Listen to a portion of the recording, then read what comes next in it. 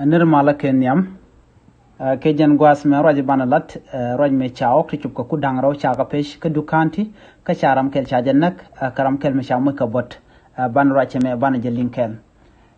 kan konore roj me kenyam de janogo no mi jiram jidit kan war online tv channel der subscribe ka der jan yak ba ka nasan ko ken roj banalin ke jan gwas me na wajelo no der war online tv der chonkel ke ja ko der subscribe ka der notification bell ba der jetwan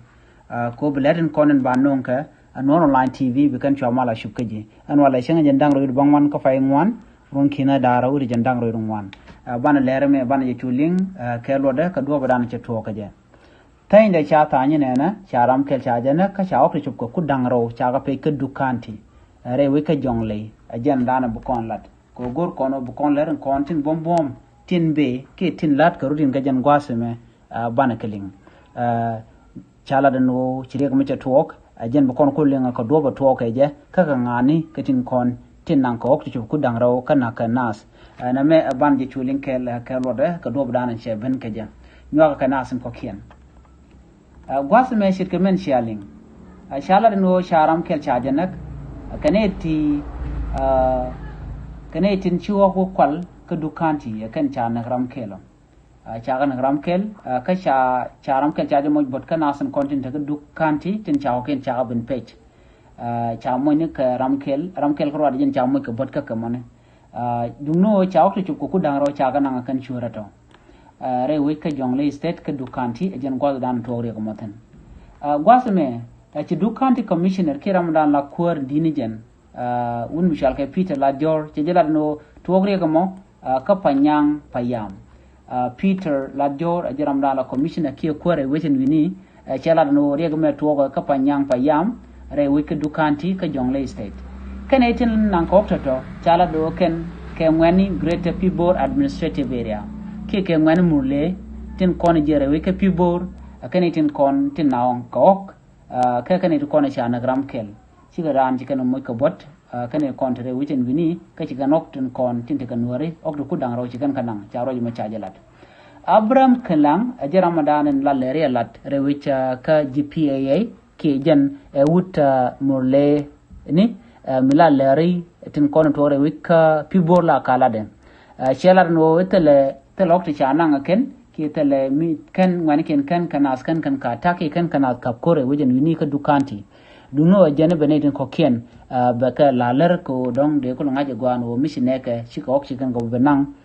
ka dukanti gwas metem ko na ngaj ka kor ka mishi yaw che jen rewecha ke jen ga kuma espele mayo che togono gwas dan te gare malgum di longa nuere antam mishi yaw che jena che togono che te kanete wan ngene morle to wan tina kana rewe ka jongle state kana nangan gat kanang kan wok ana mo romi chalat ko gui ke jeno meler na mako rode en male dane cha tan cha mal che telen tama do ba dane cha gui ke je men na kana ka je munyo da gwan wone ne min mot ken ngantiti wo ken kami nan kan nok kame kana na mo nyo de gwan wo cha male dane cha tan ka kwimal ka kan edin konen shen gwadami shi kan woran kon de dukanti tieken ka kane to kene kon la murleni kane ti mo kan no wewon ya manono da to gono da to ko koron wana de to ke man chala do ne ajen wude shala abraham kelange la wudje ba kana me manda la lere la re witin wini ajeni kane ko to du kanti ci goro ya la ka lo bi kan gpa bi kan mak ka kuje mo ngene gwano de nuren kon to me de na de kan mak ro ma chala ko kana kana yanak ka ba kana shi kum mena kum so sudan shikan kallo ka ne to anyok shikan ne ko la kwarkien chikamen te janabram le kelang dana la lere lat kana kwarkien ko kien cha galin anyok jan gwazmen tama ci yaw cha welo ram kel kan ko te asfelem ci gen ka asfelem mayo mnyo da gwano me mal mi ci dak ne me bo gwant ko kien ko kanok ti cha nang ti ok ku daro chala den wo ci ngwana wo en wini ko ba ok to ba lo jok ngon nganin tama ngut ko korien bukan to bukan ko loy ko kor gwasan be ko na me ajere ga dan shura la ok kwal ka ke pan mnyoze gwano kanok ko na cha kwal de ka yiglo jok ka do bran chala de kwala ka Sunday